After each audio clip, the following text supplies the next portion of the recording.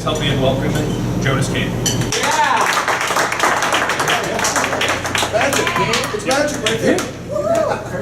Thank you very much, Dave, for that wonderful welcome. It's exactly as I wrote it, so that was perfect. It said that you're supposed to start presentations off with a joke. The idea is that it loosens up the crowd. But I have two things about this. One, I think we're already loosened up. And two, I'm going to warn you, I'm going to be telling plenty of jokes today, so there's no point to start with. So I figured what we do instead is start off with what you might call a joke that's grown up. You might think of this as an intellectual thought experiment. It goes like this. With a knot tied in the handkerchief, is it possible to get the knot out without me untying? Is it possible? Yes. Yes. That's the correct answer. But what are some possible answers? Like, how can we do this? Teamwork. Teamwork. All right. Studying. Studying. Yes, and scissors. That's one of my favorite answers. I do this thought experiment a lot. Scissors is one of my favorites. The rule is you can't untie it. You just take a sharp pair of scissors. One of my other favorite answers is, if the rule is I can't untie it, like John says, teamwork, have someone else do it for me, right? But because I'm also a magician, this is my idea.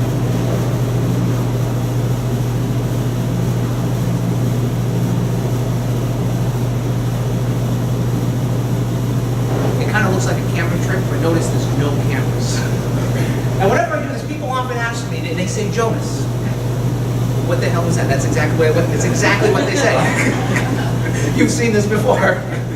But people also say, they say Jonas, because that's my name. They say, Jonas, can you do it again? Right, thank you for asking. That was right on cue. But I'm sorry, I can't do this again. There's a rule in magic. You never do the same trick twice with the same audiences. If you do, people are going to have a better chance of figuring it out. However, there's a loophole. Just because I can't do it again doesn't mean you can't, right? So I'm going to tie the knot in here for you, and I'm going to have you do this first. You could hold on to it just like this, and pull the knot nice and tight. All right? Now, take one hand, and you're going to wrap it around the knot, not too tight, but not too loose. And you're just going to pull down. Just pull it right up. And hold the knot up high so everyone can see. How would you do that? Very nice job. Isn't he good at this?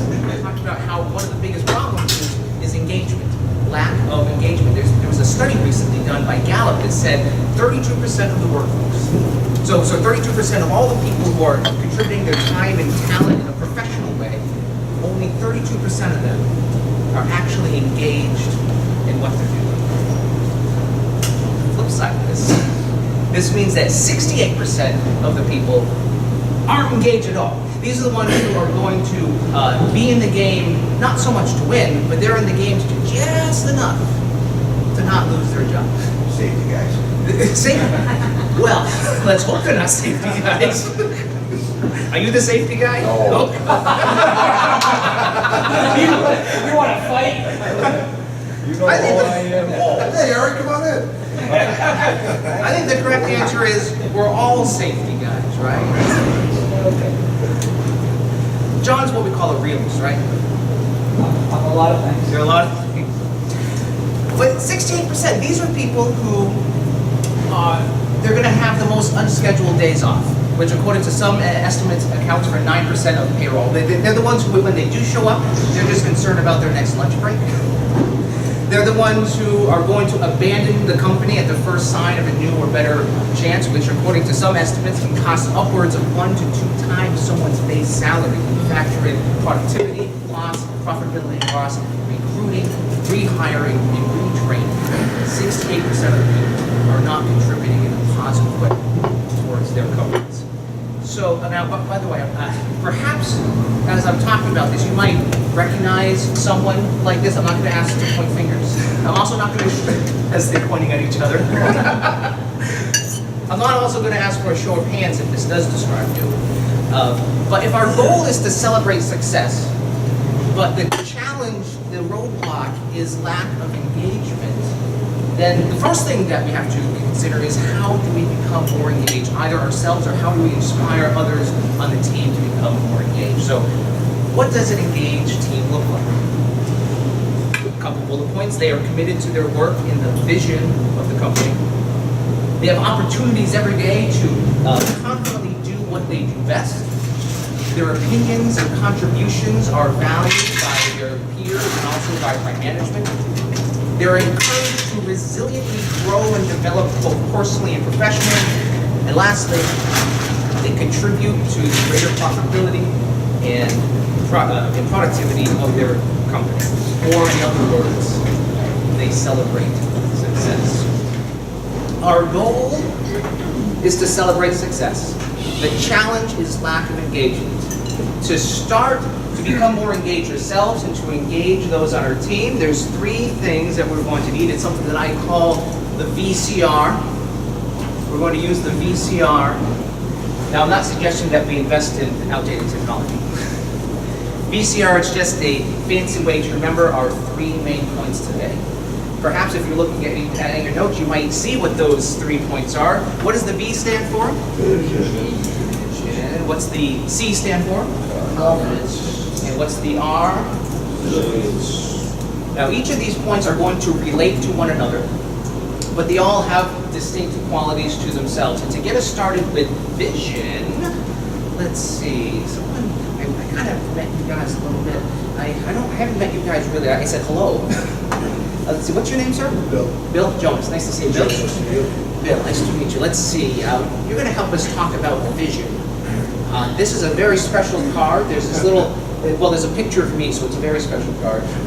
But it also has this blank, empty space where you're going to write down one word for me. And you're going to write it down. You're not going to show anyone else at your table or anywhere else.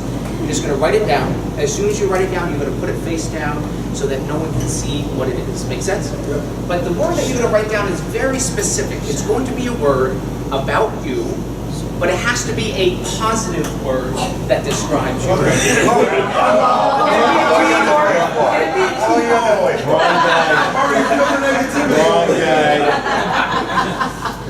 Tony, thank you. You have to spell it right? Move on to confidence and come back. Well, you see, everything is related, right? Yeah. So vision, confidence. You can't show anybody. Oh, yeah, so I haven't shown anybody. Thank you, John. I'm getting direction from Jonas. Thank you for helping.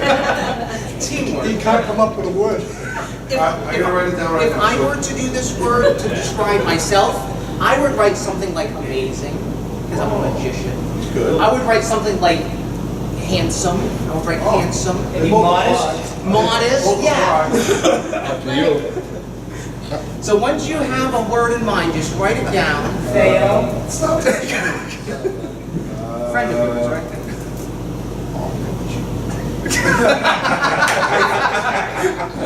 It describes him, right? It's a color, right?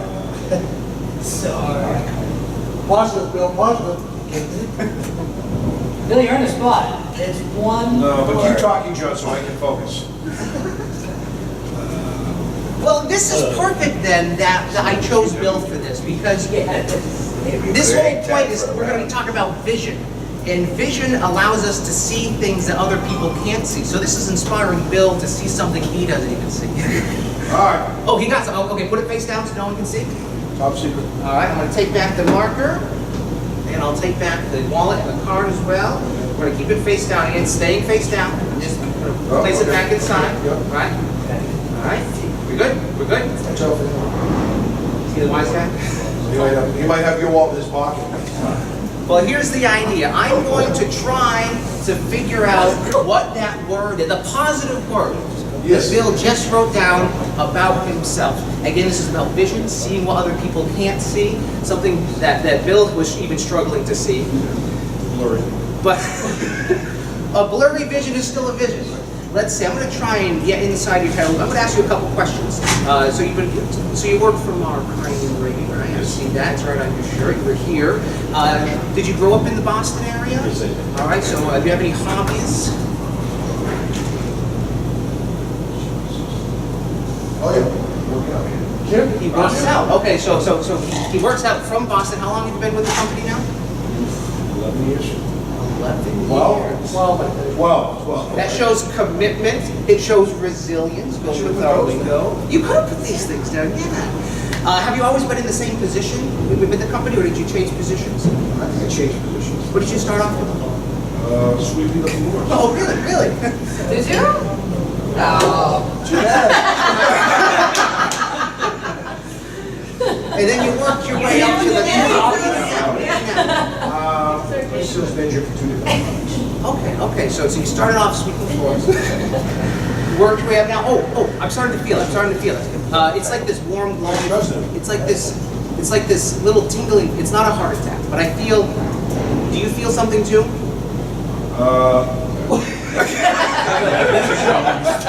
Yeah, you do.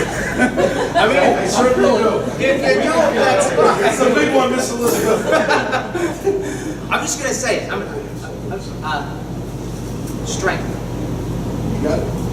It's strength. Yeah. Let's take a look at this. Make sure he's not just being nice. I might not have spelled it right. Strength. There you go. All right. Give him a nice big hand.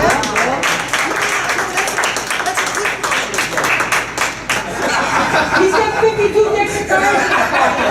There you go. I have 52 business cards, all with different words. They got it all figured out. No, that's actually good though, that they were trying to see more than other people see at first sight. That's what this word is all about. This word vision, it allows us to see not just for the way things are, it actually, people with vision are able to see even more than dreamers, right? Because dreaming is important. Dreamers are able to see things that other people can't see. People who are too wrapped up in the day-to-day repetitive cycles of life that they just can't see beyond what is. But visionaries go a step further, and one of the common complaints about dreamers is that they just live in the sky all day, right? They're not based on reality. But they know that that's where to get the really good thing. Dreamers know that in order to get the big picture and see more, they have to climb higher, get the eagle's eye. But the same problem that, it can be a problem. The same thing that helps dreamers can be a drawback. And it's something that, one of my favorite quotes from Martin Luther King, he says that the difference between a dreamer and a visionary is that a dreamer has his eyes closed while a visionary has his eyes open. I'd actually be very interested to know when he said this, because his most famous speech, "I have a dream," when did he open his eyes?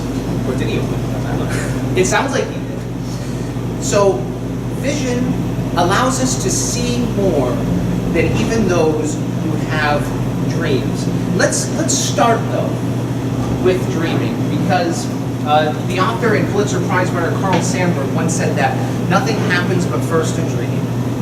But we also know a dream without vision has no chance of becoming a success. So this is something we can all play along with. Everyone, close your eyes for a moment. And we're going to go back in time to when you were little boys and girls. Maybe you were 5, 6, 7, 8 years old, whatever the case may be. You're going to go back in time and think about what your childhood dream was. This is the thing that you really wanted to do. It was something you wanted to be, somewhere you wanted to go. Maybe it was a skill you wanted to have. Whatever, it could be what you're doing now.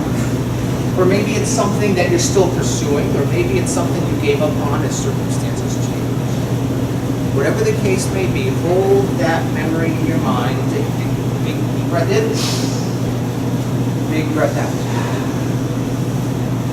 Now open your eyes. Now as children, we're often told all the things that we can't do. Right? One of the parents and adults, their favorite things to say, you can't do this, you can't do that, sit down, shut up. Which is why I was personally drawn to magic, because magicians that I was seeing on TV were doing things that you're not even supposed to be able to do, flying through the air, walking through the Great Wall of China, making the Statue of Liberty disappear. I was like, I want to do that. So that's how I knew when I was a little kid. That's how I knew that's what I wanted to pursue. That was my dream. So even though I was 5 or 6, I started dressing like a magician. I would wear the top hat, wear a cape, and run around the neighborhood yelling abracadabra. Neighbors thought I was crazy. probably true. But I had the last laugh when I was 12 years old. I performed my very first paid magic show. Made a cool 25 bucks. And I also had a business card that said magician, so that was proof that I had finally made it. Now I tell you this story, and I encourage you a moment ago to think about your own dreams. Because nothing happens but first a dream. So let's try this. I have some markers. We might even call them magic markers. Thank you very much. Wow. I got the best sound guy in the world. Let's see, let's start. You already know. Let's start with your markers. What a novel idea. And let's see. I'll give you a marker as well. Let's see. It's shoppy. Be careful, it's shop. I'll look at you as one as well. And let's see, how many do we have? One more. If you have a marker, let's move this out of the way. Please join us at the front of the room. Let's give them a nice big hand. Raise our ranch. I love the coast, keep it right. This way we can have some strong people. Let's see, what's your name, sir? Tom Jonas. Nice to see you. Pleasure. So Tom and Kevin and Keith and Jackie. Tom, Kevin, Keith, Jackie, Jonas. You are going to be our dreamers today. And you have your markers, and I'm going to give all of you a note card. Sorry. Thank you. The show first. Be ready. I write all my own jokes. Jackie, I have a note card for you. No card for you, Keith. And Kevin. And Tom, you're very welcome. You know what I like about these folks? They're so nice. Where did you find them, John? I did. Oh, you did? You inherited them. Here's what's going to happen. Just like Bill did a moment ago, you're going to write down something. You're not going to let each other see. You're not going to let me see or anyone else. Yes, we will look at them in a little bit. But you're just going to write down what your childhood dream was. So if it was me, I would write magician. Maybe if it was someone like Bill, he would write strong man. So you're going to write this down in as few words as possible. You know, if you can say it in one word, 2 or 3 words, just make it as concise as possible. I'm going to turn around. No one else beat honor system. The idea is we're going to try and guess which dream goes with which person. Now, there's 3 ways to do this. The easy way is to just take them and ask them, well, which dream is yours? That's the easy way, but also the boring way. The other way is to look at the handwriting. It's not that people of different ages, different generations, different genders have a different type of handwriting, so that's one way, which we can kind of play with. But the third way, the most interesting way, is to look in the eyes. It's not that our eyes are the windows to the soul, and we're going to see by just asking them the same question. Each time they're going to have the same answer. So they're going to end up lying to me 3 times. And they're only going to tell the truth once. By looking at their eyes and hearing their response, we're going to try and see if we can figure. Okay, so we have everyone write it down. Let's pass all of the cards down to Jackie, and pass all of the markers down to Tom. And Jackie, once you have all the cards, mix them up so you don't even know whose dream is which. And Tom, when you have all the markers, mix up the markers. Just oh, it's a juggler too.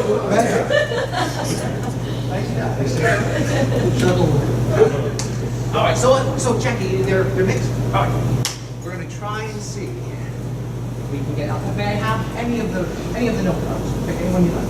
All right, first one we have. Oh, this is a fun one. Firefighter. Oh, firefighter. Now, here's the thing. You folks know each other. You folks have been working together. I know some of you have only been here for 3 months. Some of you for like 11, 12 years, right? But you folks have a better chance of figuring this out than I do. So, try not to give me any clues. I'm going to try, but try and guess yourself. Let's start over here. Tom, I'm going to ask all 4 of you the same question. I'm going to ask, is this yours? Is this your dream? even if it's not your dream, you're gonna have the same answer every single time. You're going to say, oh, that is so me. Even if it's not yours. So you know your line? Know my life. All right. Tom, is this your dream? Yes, it's me. Oh, he's going off script. He forgot. This is an improv class now. Yes. All right. Yeah. Is this your dream? Yes, Yeah, you know, that's okay, that's okay. So, but when you were answering, I don't know, I'm kind of getting, I'm not getting that this is yours, but it might be yours. Is this yours? Absolutely. Now, absolutely, with a nod of the head. Is this your dream? Absolutely, that's They're sort of like repeating each other's scripts. I'm tempted to go with either Pete or Tom on this. I might be wrong. I'm going to give this to one of them. Don't give me any clues if I'm right or wrong, because seeing the other one, that might change my mind. For now, I'm going to give this one to you. Don't give me any clues, because it might change my mind. Jackie, may I have any of the other note cards? All right, we have Teamster. This person's dream, when they were just a wee lad or lass, their dream was to one day become a Teamster. Living the dream. Living the dream, that's the new title of this presentation. Tom, is this your dream? Yes, it is. He's so happy about it. All right, is this your dream? yes. Yes, it is. Is this your dream? Yes, it is. Yes. Is this yours? Yes, it is. See, this one is getting harder. I don't think it's yours. I think it's. I'm getting the sense. What are you laughing at?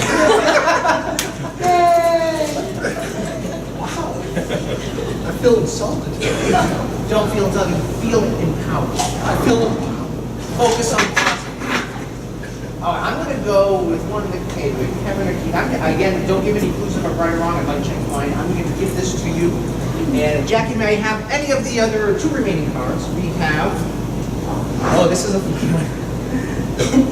They wrote sort of like the job title, but then they sort of wrote like a hero, someone they aspired to be. This person wrote Daredevil.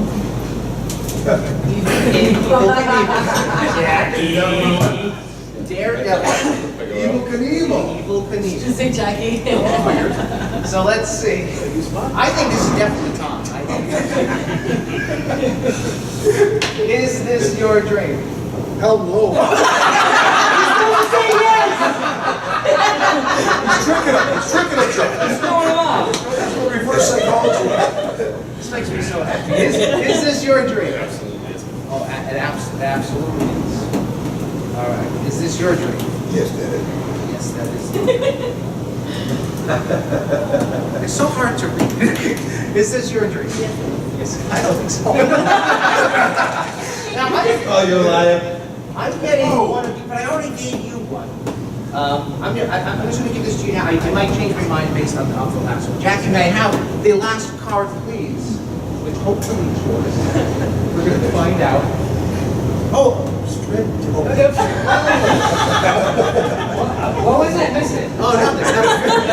You missed it. All right. Pro athlete. Pro athlete. This person's dream was to be a professional athlete, very sporty person.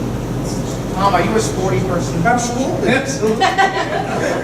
Is this your dream? It is mine. Oh, it is your dream. Is this your dream? Yes, that is. Is this your dream? I believe Jackie. I do believe this. They don't give me any clues if I'm right or wrong. I'm just going to step to the side, hold up so I can see what everyone has, because again, I might change my mind. Let's see, we have pro athlete, teamster, daredevil, evil, firefighter. Again, Kevin and Keith, you guys have sort of been confusing me this whole time. It's a high visit. Because I kind of believed you on all of these. I'm getting, it's sort of like that feeling I had with Bill a moment ago, the warm, fuzzy feeling, right? They're thinking of moving us to sales. Oh, Is that true? Yes. You guys just switch cars. That, to me, feels better. All right, here's what's gonna happen. I'm gonna count backwards from 3 to 1. When I get to 1, if you're holding your dream, you're gonna place your cards onto the table, and then you'll have a seat. If you aren't holding your dream, stay standing. We'll see where I went wrong. Make sense? All right, 3, 2, 1. Bring it over. Yeah. Right? If you're holding your dream. Is that? People can be evil, I love it. Yeah. So who are the dreamers here?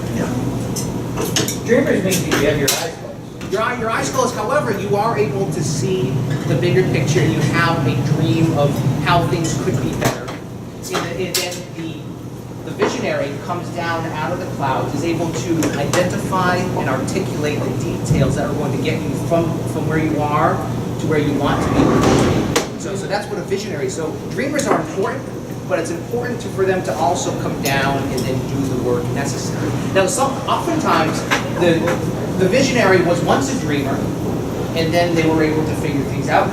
Oftentimes, too, they have people who are the ideas people who have the ideas, and then that's when you have other people on the team who are able to then break it down, break out the steps, take us from where we are to where we want to be. So, who's the ideas person? Do we have any ideas people here? I'll go with this pattern, leave it to vision. Okay. Based on ideas. Okay. Idea in my head. and You they let me do it. conceptualize, but then you Let me come do it. down. You come down and do it though. Okay, so you're one, you have ideas, but then you can break it down and then follow. I see, put them in fruition better, and we try to work on that. But we're the guys doing it also. Okay, yeah, so that's often the case, especially in smaller places where instead of one person's the dreamer, one person's the visionary, one person actually does it, it's all working together. Just like John said, it's all a team effort, right? So that's where you are. And is there anyone who's maybe just a dreamer or just a visionary? Because oftentimes visionaries too, they're not the ones who started the dream, but they bought into the dream and were able to turn it into a vision.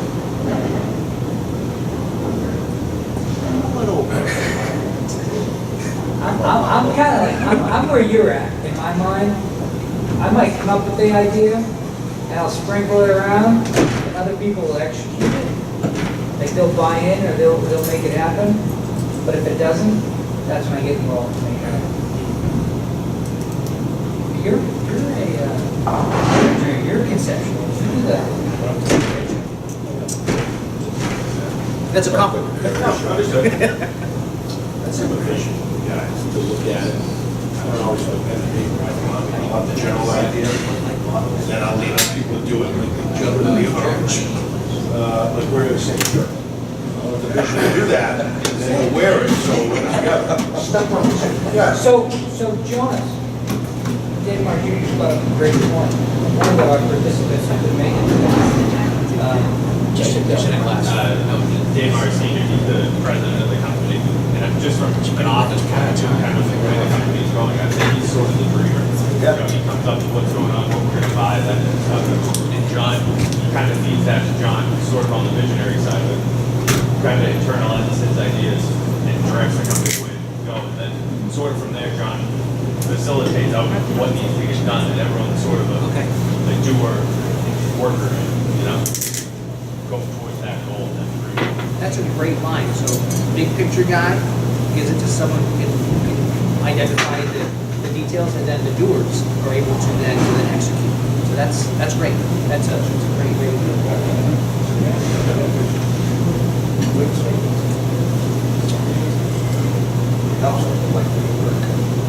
Yes. Do you like where you work? I mean, are you saying that because... I work all over the world. I ended up here. Yeah. Because that's... Well, that's half the battle, like what What's that? you gotta like what you do, well, that's half the battle. That is, and that's actually something that I wanted to mention too, is that there's this idea that I call stimulating our passions, and it's the idea that I define passions as what we naturally do well, so the things that we can do better than most people without even trying. Working in tandem with our natural interests, the things that we even think about even when we should be perhaps thinking about other things. When you're able to combine both of those things, that's what allows us to live a passion life, which is half the battle to get us engaged. If you are focusing on your strengths and your interests, well, that's natural motivation to engage, right? And we don't need research to tell us this, but there was research done on this. A Gallup study said that 70% of workers who are encouraged to focus on their strengths, they are more engaged than people who are told to work in areas that aren't their strengths. Now this is striking, because we're already talking about in the beginning how it's almost 70%, 60% of the workers aren't engaged. But magically, they're put into a position where they're encouraged to focus on areas of their strengths and their interests. All of a sudden, they are engaged. So that is a huge thing to get us started. Very good one. And the point too that I add to that, so focusing on our strengths and our interests gets us started, but to get us to go even further is what allows passion. Focusing on our passion allows us to give us vision, is that it gives us our to-do list, because stimulating our passions doesn't just do what we do well, but it takes us from what we can do, it shows us what we want to do, it gives us a vision, and it reveals those little steps we need to take. It's the gap between what we can do, what we want to do, so we have to dive into areas that perhaps are our weaknesses. Maybe it'll have us dive into areas that don't naturally interest us, but because it's something that we're passionate about, in order to achieve this thing we're passionate about, all of a sudden we have to learn new knowledge, we have to learn new skills along the way. So stimulating our passions gives us our to-do list. It takes us from having the dream to showing us how to accomplish it. There was an article, a woman named Susan Targanico, she's the founder of Authentic Leadership Alliance. She said, this is very good, the most successful people start with a dominant talent and then add skills, knowledge, and practice into the mix. There's a book that just came out recently by Brendan Bouchard. He's one of the top professional development, personal growth gurus now. He has like something like the most YouTube views or something like that. But he has this book that came out that when it came out, it very quickly became the #1 business book in business. It's a book called High Performance Habits. And in it, he talks about this. He says, a Super Bowl winning quarterback doesn't just know how to throw a ball. Excuse me. He has to master mental toughness, nutrition, self-discipline, contract negotiations, brand building, and so on. Someone who reaches high performance in any career must have competence in many of the areas that touch that. But it starts with throwing the ball. It starts with what we're interested in. So, very good. Now, of course, we all have these dreams. We have the ideas guys. We have the vision guys. We have the doers. But sometimes we're not able to move forward with things, right? Sometimes we're not able to celebrate success. I've compiled a list of 4 main areas that can sort of give us what I call stumbling stones that keep us from being able to move forward. I'm going to read off this little list, and if you sort of get a gut feeling, our gut usually tells us, oh, maybe that is something is holding us back in some area. So if you hear something like that, just take a little note about it. Number 1, some people have been discouraged by others. Now again, maybe this is being discouraged from someone who might not necessarily have any personal evidence themselves for why something won't work out. But we all know examples of people who sort of turn down an idea before you even give it a try, right? So that was number 1, being discouraged by others. Number 2, some people have been hurt by past disappointment. This is one that I'm currently struggling with myself in one area of my life. I mean, we all know how the gap between what we expect to happen, what we want to happen, and then what actually happens can be at the least annoying, at the most completely devastating. I mean, I've been engaged twice, married once, divorced once, and then had to suffer through the death of one of my fiancées. So I know that the gap between expectation and reality can be very, very disappointing and very discouraging. But having worked through this, and perhaps you have your own example of this in your own life, how instead of seeing these things that didn't work out as reasons to be discouraged to not try again, but take them as learning opportunities.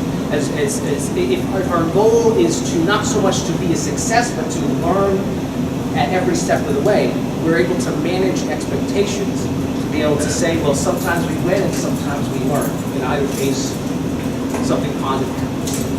So that's the one that that's my big one. Number 3, some people settle for average.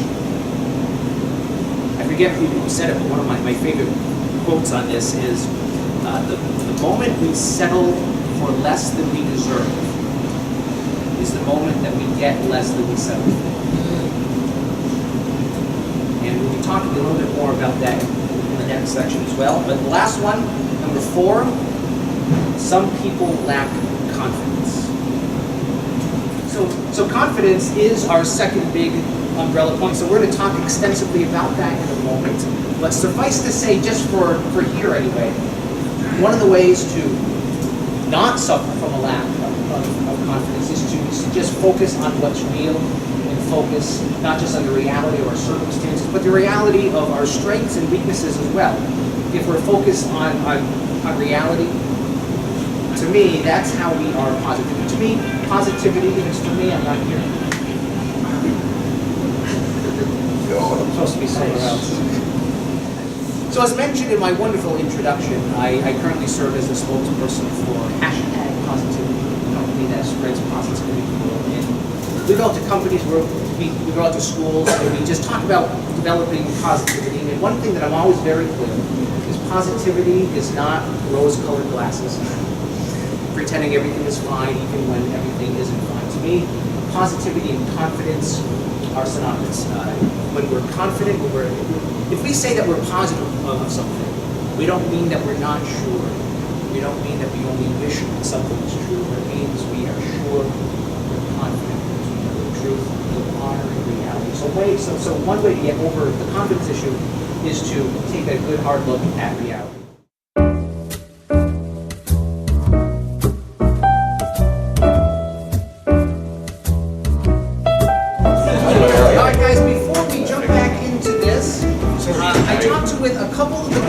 We got some really good ideas. Does anyone want to share their highlights? Maybe one thing that they got out of this exercise. I know Bill's group had something. Keith had a big one. Anyone want to share their big ideas? We just came up with maybe better communication.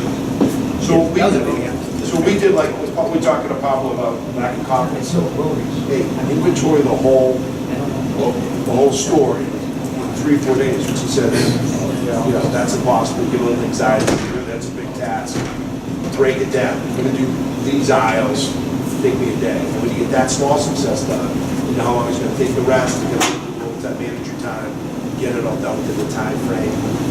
Small successes lead to completion, and then you have major success because you get it in that time frame when you first looked at one. It could be a daunting task. Or even though, and I think what he did after day one, he brought someone in and said, you know what? I need help to finish this in your time frame. Instead of just saying, you know, this is impossible. So I thought that was a good. Nice revelation. Thank you, Bob. Thank you. Yeah, Bill!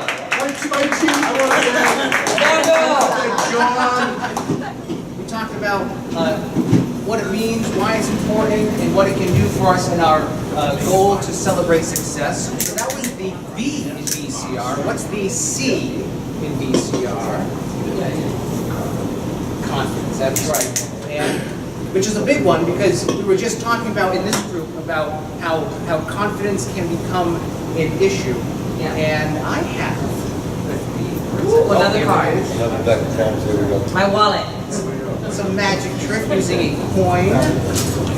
Of all of you here, who is sort of like a naturally positive person that you're able to see the good even in perhaps unfortunate circumstances? We have people pointing to each other. Yeah. Junior. Junior over here. So Junior is our positive person. So you're gonna be the representative of our positive people. Who here is sort of Junior, the tell him. opposite? Don't worry. A negative person, pointing to the strong. John, John. Yeah, a little bit.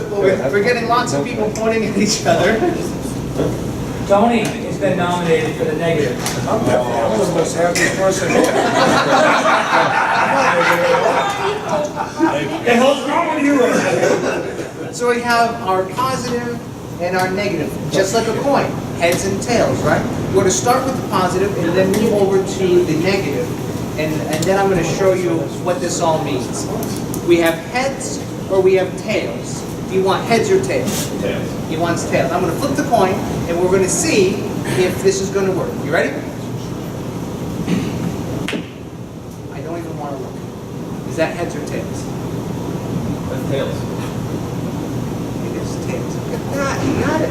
Now, this is, of course, 50-50. But it proves my point, so I'm going to move on. Let's go over to Tony. Tony, so you've been nominated to be the other side of the coin. Represent us. Do you want heads or tails? He wants tails. All right. I'm going to flip the coin again, and we're going to see if this is going to work. Ready? Make sure the coin's not All right. Is that? I don't want to look. Is that heads or tails? double-sided kills. It's tails. Okay. Oh, it is heads. Okay. It's heads. Flip it up on it, it's gonna be that. So he said tails, but it came up heads. I mean, it didn't work out. But Story of my life. Are you Eeyore? I'm sure about again, Thanks for noticing me. no. So it's 50-50, right? Yep. But it does prove my point. So I'm going to go with this. It's 50-50. The positive person was looking for it to work out, and it did. Our negative representative. Who else is on the negative team? We have everyone over Person here. in the world. Yeah, that's why she's standing up for the negative guy. Oh, she's positively negative. So the rest of you are positive people? The rest of you are positive people? So I'm gonna tell you. The idea that I'm trying to get across with this magic trick, and it is a trick, I'm going to show you what's going on here. The positive person was looking for a certain result and he got it. The negative person was looking for the positive result and he didn't work out. Now this might highlight that if we expect something to work out versus if we don't expect it to work out, either way we're right. Right? Yes and no, because this is a magic trick. You see, you had said heads. I said tails. Oh, tails, and it came up heads, right? So, the way that I made this work out is take a look at this coin. There's something tricky about that coin. On one side it has heads, what's on the other side? Ponytail, right? So there's heads on both sides of the coin. So, you had said tails, but it came up heads.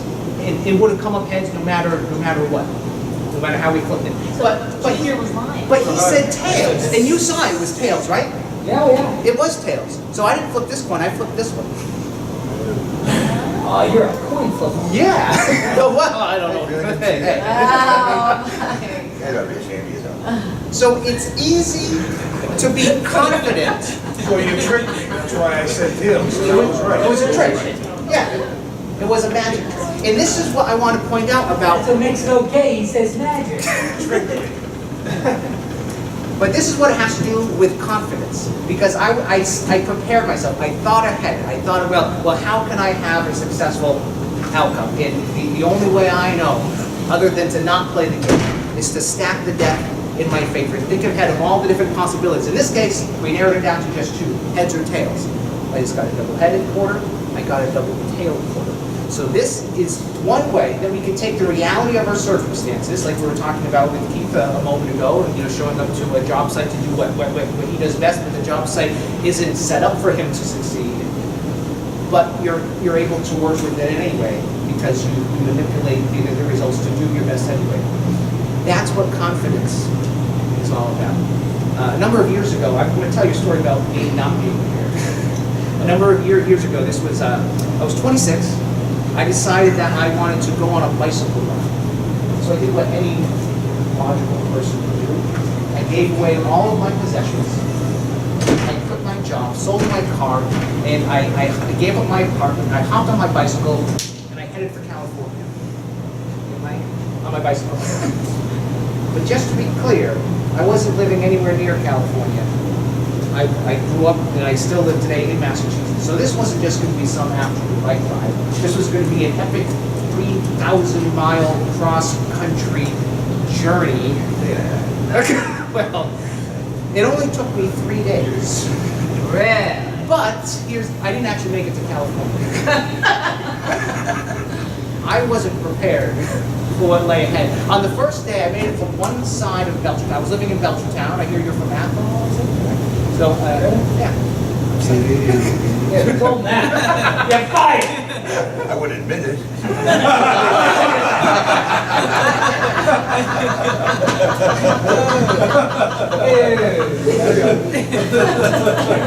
So I made it from one side of Belchertown to the other. Now, Belchertown's a big town, right? So it took a little while.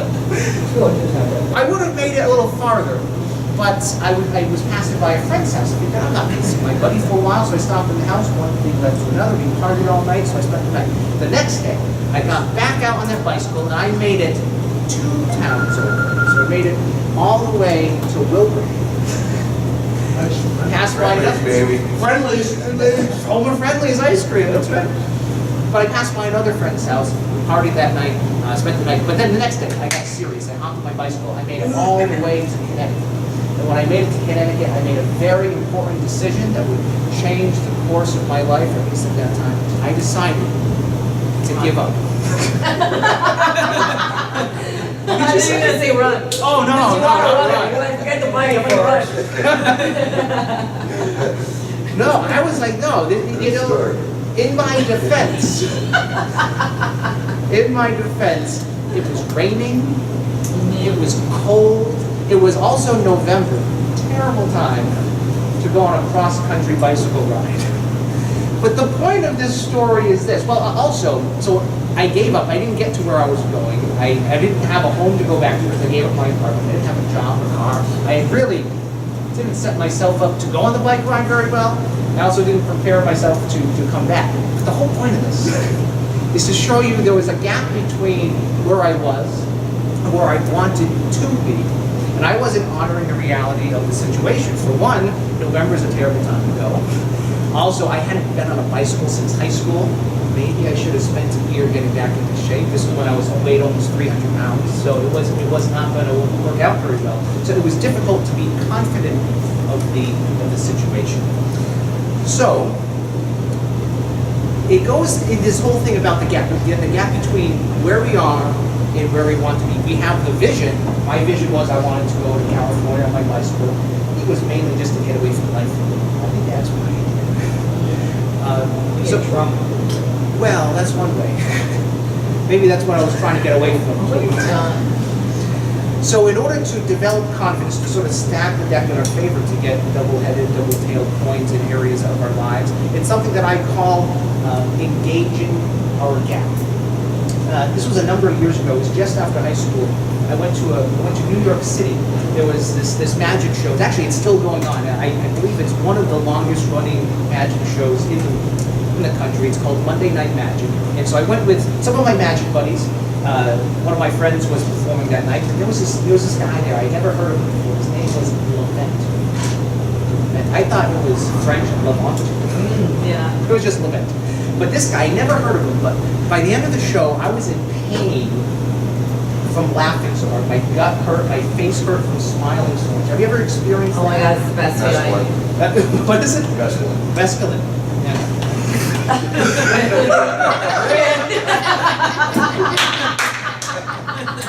They understand. Do you understand? I don't understand. Drug-free. Oh, okay. Some are. You're not here to judge. Wow.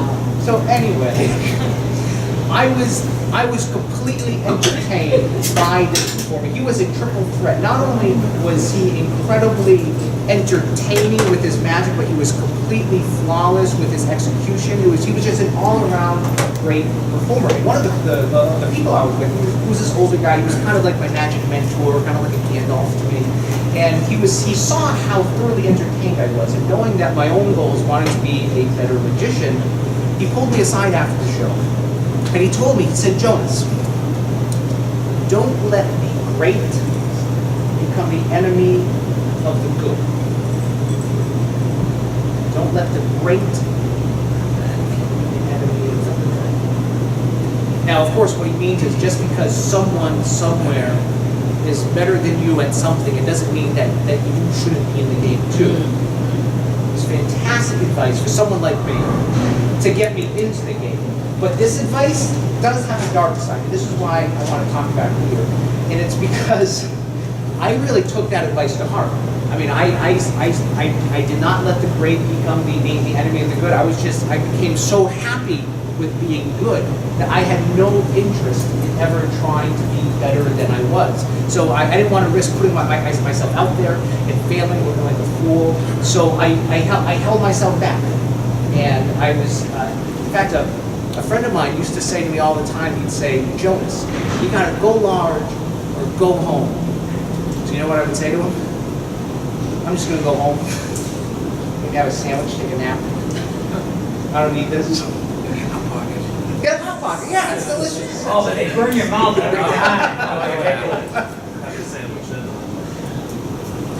So the same advice that got me started was keeping me from becoming even better. Because again, I was so content with being good, I was not interested in being great. So I now live by a new mantra, which helps me with my confidence. And it's the mantra that says, don't let your own good work become the stumbling stone that keeps you from becoming your very best. In show business, we have a saying, don't believe your own press. You know, you don't believe the reviews about you. Don't let it go to your head, right? Because you can always be better. I had a friend, how many of you like puzzles? I'm still working on mine. It's taken me about a month already, and I probably just had the corners. So you like puzzles? I do. I hate puzzles. And the reason I don't like puzzles is I can never figure them out. No matter what kind of a puzzle is, whether it's piecing things together or one of those puzzles you're supposed to turn them a certain way, I can never figure it out. So when I was a kid, there was a certain puzzle that all the kids, all my friends would play with, but I wanted nothing to do with. Oh, you know what I'm talking about, yes. Yeah. Beneath my dignity as a human person. There it is. There it is. Does anyone know how to solve this? this? Anyone know how to solve it? I was good in high school. Always get one side.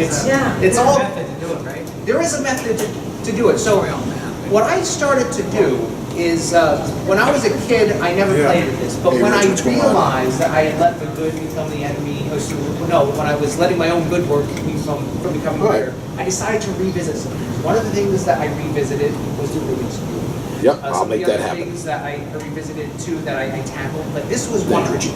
And there's a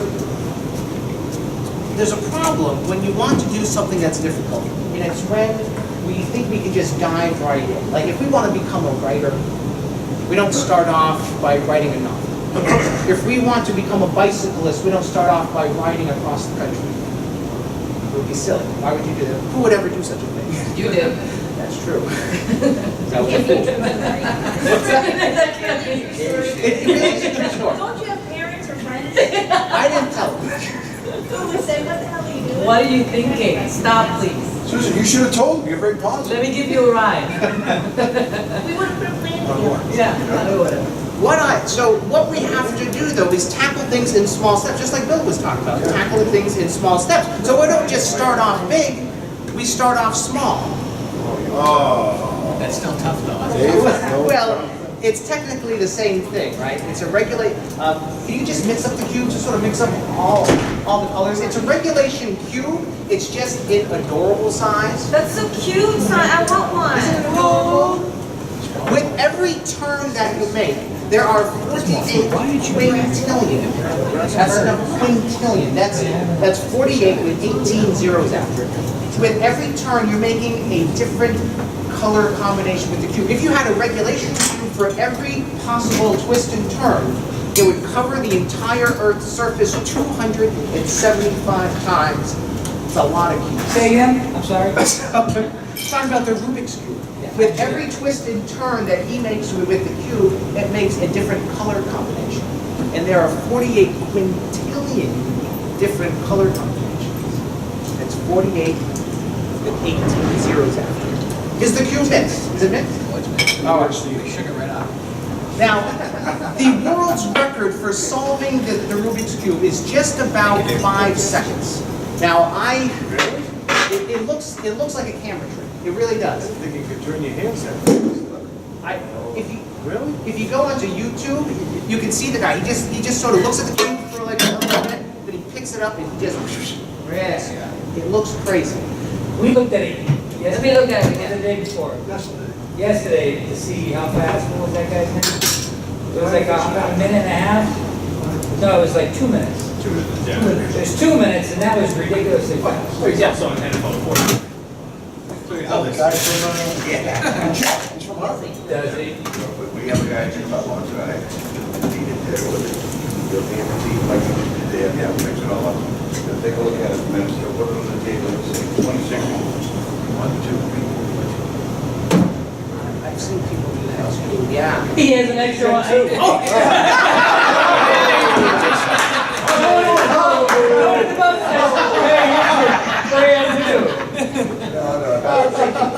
There's more than one way. There's the double-headed quarter technique, right?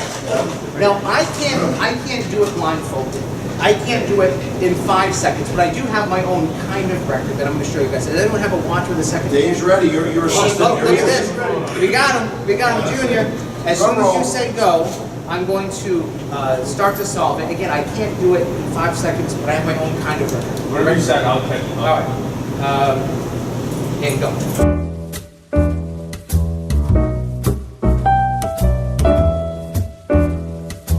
Oh, okay, stop. How far are we getting? 16 seconds. I did this like last week. It was like 21 seconds. Ladies and gentlemen, I beat last week's record. Yay! Congratulations. Thank you. Sarcasm, thank you. I appreciate No, it. she's sincere. It is sincere. She's sincere. It doesn't look solved, but In your mind, it's work perfect. with me here. This is Yeah. it is perfect. This is my idea. There are 48 quintillion different color combinations. The traditional one that people see is when like all the orange is on one side, all the yellow on one side, where they're all matched. But that's only one of the 48 quintillion color combinations. What I did to make it more interesting, because I already know how to do that, to make it more interesting, I go the extra mile and decide on a different color combination. Then I solve it. That is your.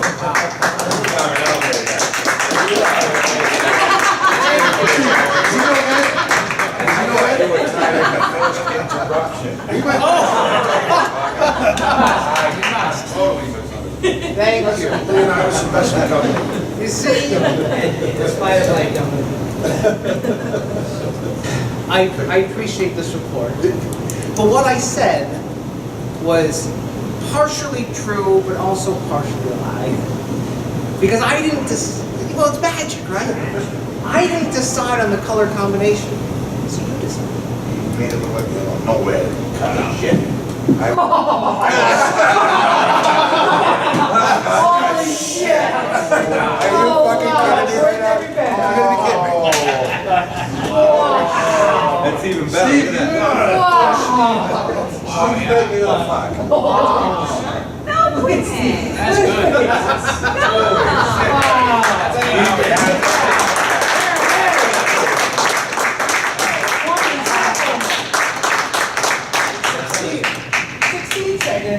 Now remember, That's gonna be harder than something.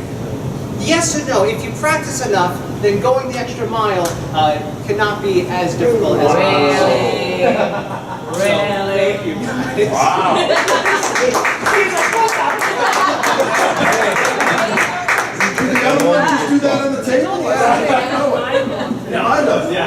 like, I need to go home. Next day. I've been drinking. That was fun. Wow.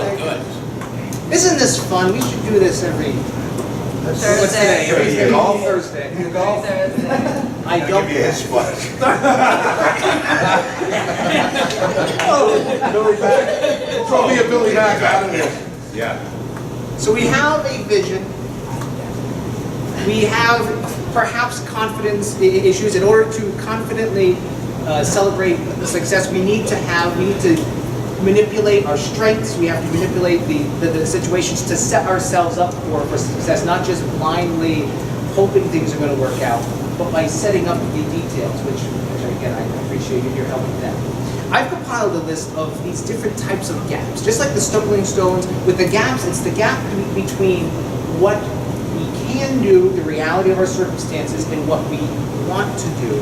And there's a list of 8 different types of gaps that could hold us back through lack of confidence. And number 1 is the assumption gap, which just assumes that you're going to be able to naturally grow and develop to do what you want to do. So the assumption gap.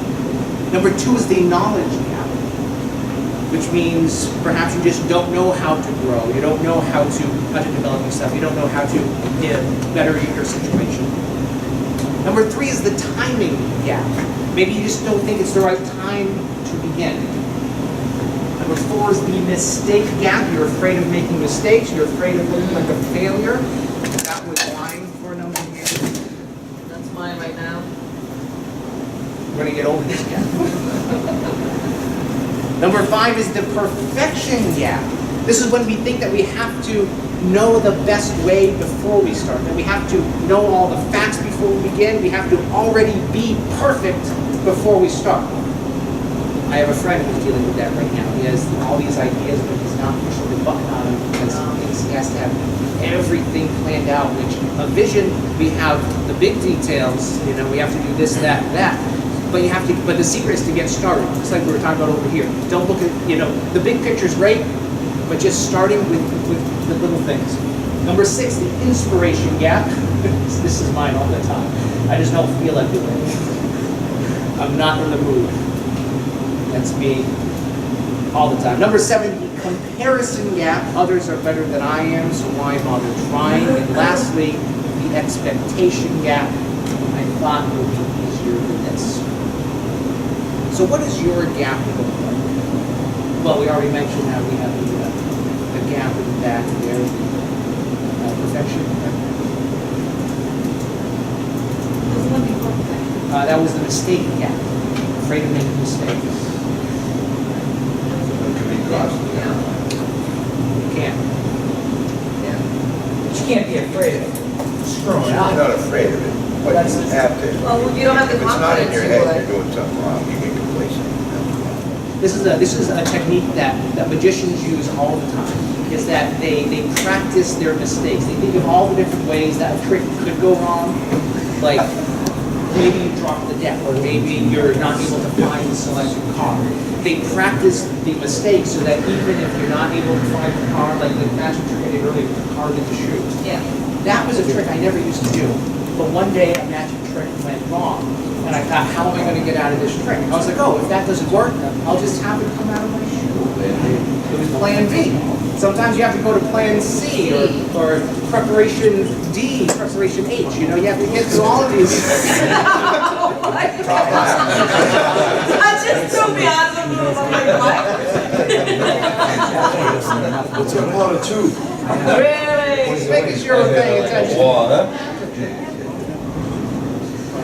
So the idea is to recognize what our gaps are. Mine, again, is right now, I'm constantly battling, is the inspiration gap.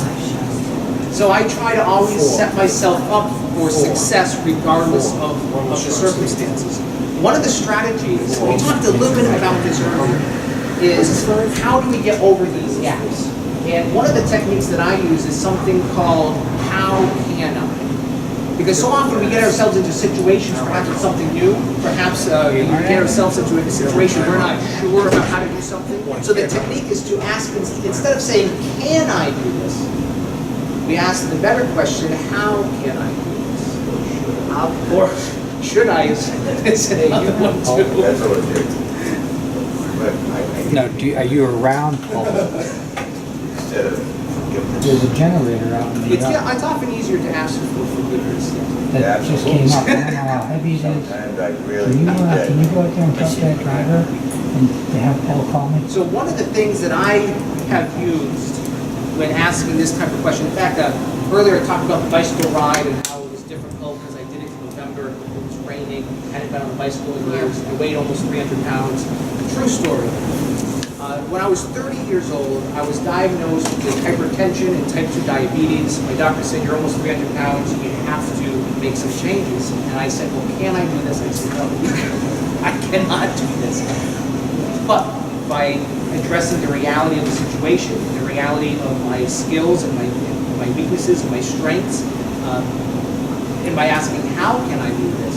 All of a sudden, I found a way. So what I ended up doing was I moved into a place where there's no shower. This also helps with my motivation. I don't feel like doing it. I moved into a place that has no shower. And I did this because I know something about myself. I don't like to go to sleep until I've taken a shower. It's not even so much a hygiene thing. I just like to get the day off, right? So, if I'm going to take a shower, I have to go 2 towns over to the gym to take a shower. And if I'm there, I always work out. I've never just gone to the gym to take a shower. So, but this was something that I figured out about myself. This technique of moving into a place where the shower might not help you work out more, but it's something I knew about myself. I need to take showers every day, but at night. So that forced me to go, and it worked. I lost over 70 pounds. I no longer have to take medication. You felt great. I feel I'm truly in the best shape. You look amazing. Right. Because there's 52 extra classes. Well, yeah, it looks like I have more. 80,000 rooms. 84 quadrillion. Now I see Jackie has the vision board out, or the what do you call it? The eye chart. The eye chart. This is a little activity that will ask us to ask the question, how can I? Let's see, John has his, let me take yours. I'm going to hold this up right here, and John's going to just read the top line for us. Tango, Tango, Lima, Sierra, Hotel, India, Whiskey, Whiskey. Double whiskey. That We're going to back it up a little bit more. Can you read the second line, please? CUAT for U.S. toucher. What company is this? It's an inside joke. It's a program. How inside is that? Uniform Alpha Tango Whiskey Sierra Hotel. Is it? You're doing good. All right, how about the third line? Keep backing up. I've seen a lot of different words. Now it's just whiskey talking. Lima Alpha Delta India Tango Sierra Tango Tango. You're doing good. Now we're getting into a part where it's going to get a little darker now. But there's the very last line. Lima Sierra Hotel India Whiskey Whiskey Yankee Alpha. Hey, he did it! Hey. I was looking for something else. Should I have gotten? Oh, you didn't find it? Damn. He did a good job. That was good, but we're not going to allow our good hold us back from being great. You're going to do this again from memory. Whiskey Whiskey. Talk to you later, laugh out loud. I think he's thirsty. Tango, Tango Tango Whiskey Whiskey. We're going to do this as in our groups again. You're going to not ask, can we recite this from memory? Because then the other question is, should we recite this? Why are we doing this? That's one question. But just for the sake of argument, let's say John said, okay, you have to recite this from memory. Let's get it done. So instead of asking, can we do it?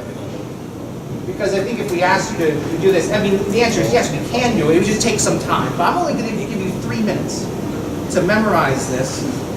And I'm going to ask one of you to recite this for the group.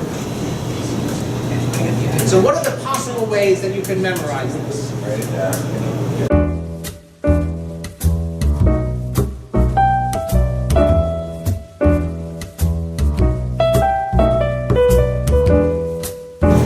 All right. Nobody? Really? Anybody? Two. Did you really figure it out? All right. Who would like to volunteer? Actually, before I ask you to recite it, what are some of the ideas people came up with? Because I know my idea, which the bartender figured out. She did. But I have my own idea. But what's often more interesting is your ideas, because you might even come up with an idea that's even better than what I had first. So what are some possible answers to be able to do this? You made a story out of it, right? Because remember, people think in stories so often, in stories, in pictures, visual things that help us internalize things. What are some other ways? Reviewing finding patterns. Finding patterns, yes. Because again, we also think in terms of patterns. That's a good one. Anything else?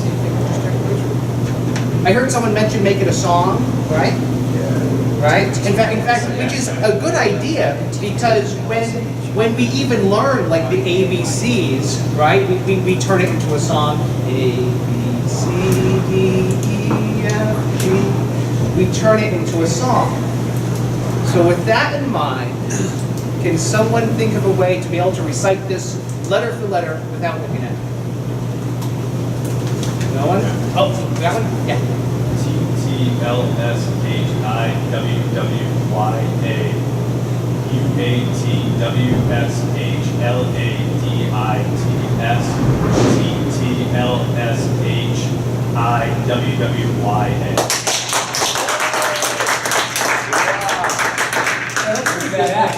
Say all caps. She had his cap lock on. Didn't say all caps. And that was impressive. I've been doing this exercise for a long time. No one's been able to do it without hearing the answer. How did you do it? If you could share your pattern that you found. TTLSHIWWYA also finishes it. So then you just had to kind of, I don't know, just kind of made up little games in my head for like LSH, leash, but it doesn't have any vowels. So and then I remember like I, whiskey, just thinking like, oh, whiskey, and then, yeah. He's like, You go whiskey, I'm sitting right next to you. Right. You're gonna be mad when you find out the answer. So what I like about this though is he realizes the beginning and the end are the same. So it turns something with 3 different parts, you only have to learn 2 parts. If you learn 1, you learn 2. And then you turn it into, again, with the patterns, almost turning it into visuals. You can remember leash. These are actually memory techniques that I've heard about. I actually haven't practiced them, so I can't do them, but really turning different patterns into words. So I don't know if you've studied this, but you clearly have. Very nice job. Now, Like, what's only your your name again? AR that looks that good. Vanessa. Oh, all right, Vanessa is going to tell us the solution to be able to. Well, Recite. after I just took a glance at the paper, because I'm not, I was like, TTLSH, and I was like, I think that's it. Twinkle, twinkle, little star, how I wonder what you are. So it was basically the first letter of the Twinkle, twinkle, little star. It's a song. You said it. Yeah. With the song. That was Susan. You You said it. turn You into a said it song? was a big song. What I Great like job. about this is Great job. I think this was the first time that I was doing this, and there was someone who was like not actively involved. But this proves a point that sometimes you have to be sort of an outsider, sort of take an outsider's perspective. You'll be able to see things, have that vision that other people. You're hired. You're fired.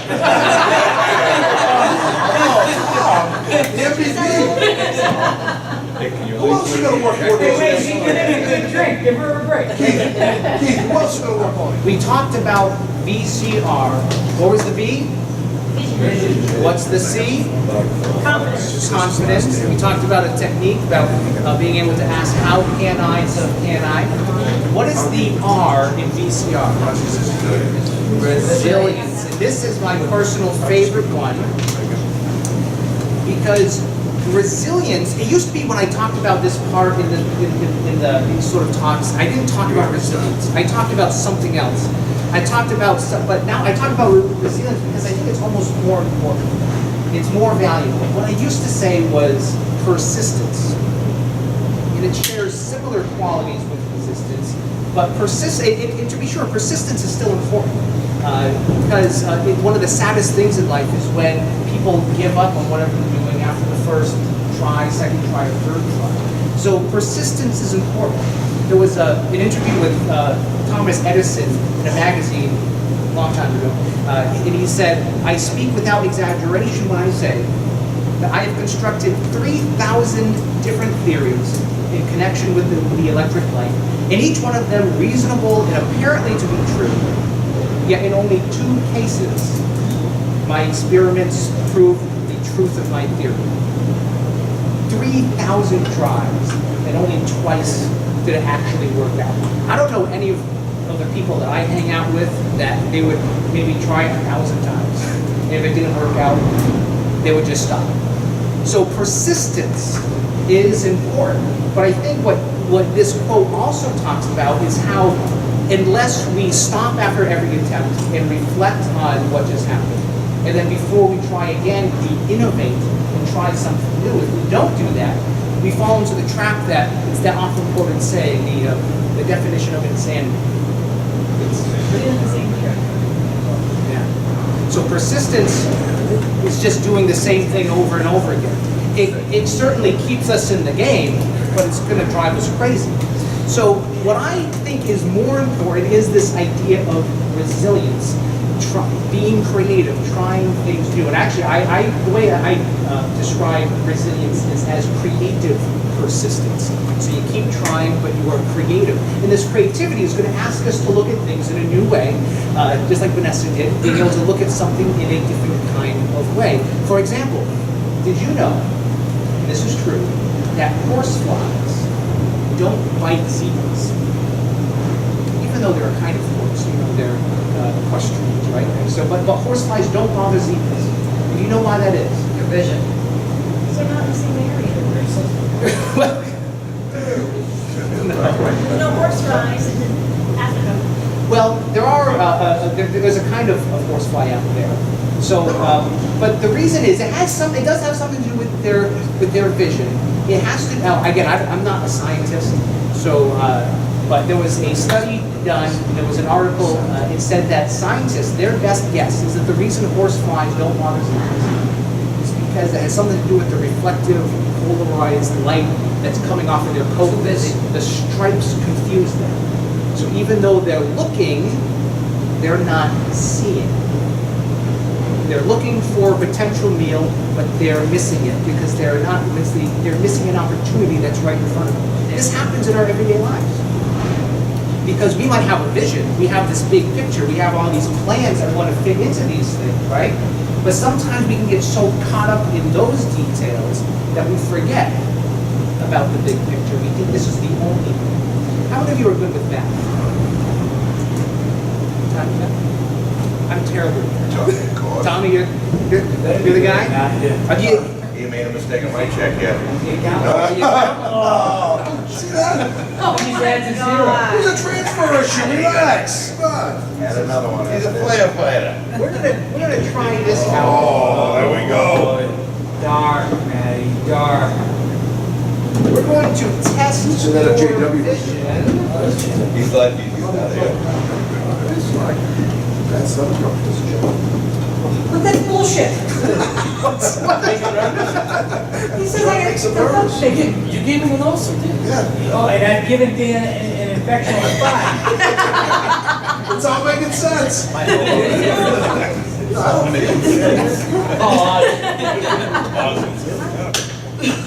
Please continue. If I may.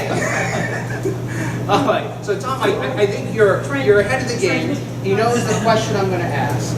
16 squares, 2 rectangles. Oh, okay, the rectangle, very good. 26 squares. Slow down, you couldn't get this figured out, relax. Twinkle, twinkle. I got a story here. So, assuming these are all the same size, assuming these are squares, how many squares do you see? So the board itself is a rectangle, right? But just within here. That's your shape scene. Okay, so, yeah. So that's a good point. Most people look at it quickly, and they just count the individual squares, right? And there's 16 squares. But we can look at it another way, and we can take 4 squares together to make a square. You can do that 1, 2, 3, 4, 5, 6, 7. We can do that 9 times. But you can also take 9 squares together, 3 by 3 squares. You can do that 4 times, and then the whole thing here, right, is 1 square. So I've counted 30 squares. There might be more. Again, I'm not a math guy. Yeah. So if you add up all of them, there's I've counted 30. But so by looking at it, by taking a step back and looking at it in a different way, we can see opportunities that aren't quite apparent to us. We're going to take this a step further, utilizing your math skills. Any single-digit number between 1 and 9. What number would you like? 6. 6. All right, and then. Really at 9. And did you say you're also good with numbers, or someone pointed you out? All right, so you're also going to choose another single-digit number between 1 and 9. Do you want that to this side or that side? Left side. So the 7 over here. Now, if you had said the right side, we would have gotten the number 67. But if you put it on this side now, it's 76. But you could have said any numbers really, right? So I have, again, I'm not good with numbers, but I have a different type of equation, mathematical equation that I've been practicing, and we're going to test to see how I do now. But to really put this to the test, I'm going to have you guys try and confuse me, which is easy to do. I'm going to have you all just call out random numbers 10. in a moment. You know what I like about her is she's so confident. Yay! Let me just take a quick look at this. Okay, I'm going to fill in these grids. And when I say go, you're going to yell out different numbers over and over again until I say something. Does this make sense? Can I clarify, between 1 and 9, or can we use Double-digit number between 1 and 9 now. Ready? Here. All right? 1 and 99.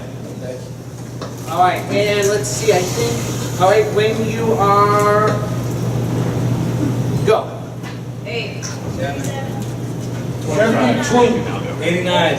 3, 6, 5, 6, 4, 2, 9, 8, 104. Between 1 and 99. 45. 3, 2, 11, 84. 56? 58. All right, stop. 8. That was really confusing. But I think I've got it. Let me just clarify, this is a 5. I did this kind of quickly. Ladies and gentlemen, my masterpiece. Now, Tom is going to help us out. Aside from the 76 up top, where do you see 76 also on this board? It's everywhere. Can you explain? 1955 is 3 years in jail.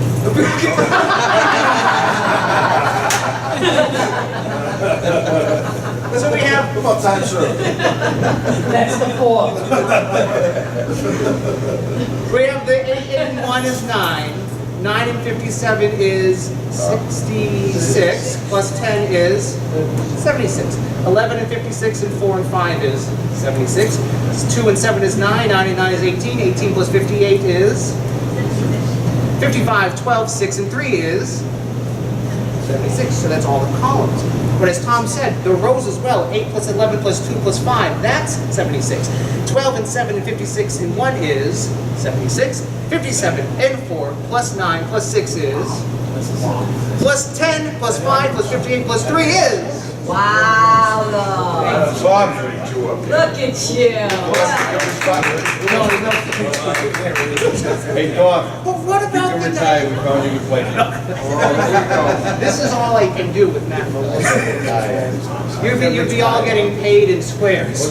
But what about the diagonals? 8 plus 56 plus 9 plus 3 is 76. 55 and 7 and 4 and 10, that's 76. But he's taking a step back and look at things in a new way. But just when we think that there can't be any possible other ways of doing this, There is. See, we can take the 8 plus 10, that's 18. 18 plus 3 is 21. 21 and 55 is. Okay, so here's the thing. The camera stopped recording before the program was over. Here's what you missed. We continued talking about resilience, about how it's going to require us to not just look at things in a different way and be creative, but it's also going to ask us to manage surprises effectively. I went on to talk about how when life gives us lemons, what do? You make lemonade. You don't want to have a sour outcome, you want to have a sweet outcome. So you take what life gives you and you innovate to create the positive results that you're looking for, so we can, of course, celebrate success. So to illustrate this, I magically made a lemon appear underneath of a cup.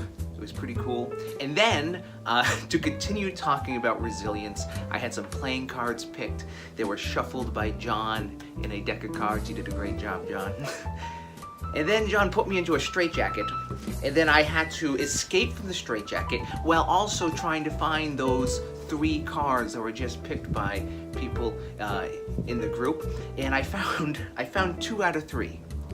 But as Meatloaf tells us, 2 out of 3 ain't bad, right? But of course, the last playing card was then found in the center of the lemon. We had to cut open the lemon, and inside the lemon was the last card. So that's what you missed, talking about celebrating success, being resilient, being confident, and having a vision that will carry us through. Until next time, my name is Jonas Cain. Stay positive.